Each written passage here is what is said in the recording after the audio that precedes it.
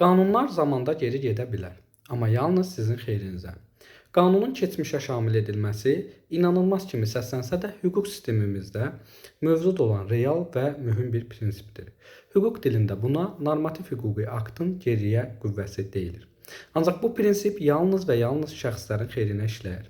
Qanunun 87.2-ci maddəsi fundamental bir qaydanı müəyyən edir.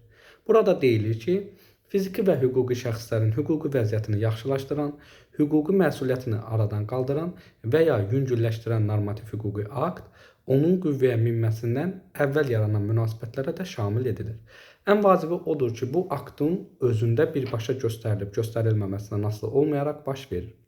Bununla belə bu prinsip vətəndaşları qoruyan ciddi bir məhdudiyyətə malikdir. Maddə 87.3-də bu məhdudiyyəti birmənalı şəkildə ifadə edir.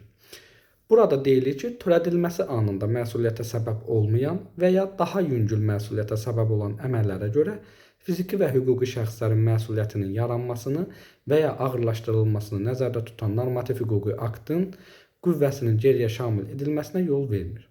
Bu, ədalət təməl prinsiplərindən biridir və vətəndaşlar üçün güclü bir təminatdır. Heç kim törətdiyi zaman qanunsuz sayılmayan bir əmələ görə sonradan qəbul edilmiş bir qanunla cəzalandırıla bilməz.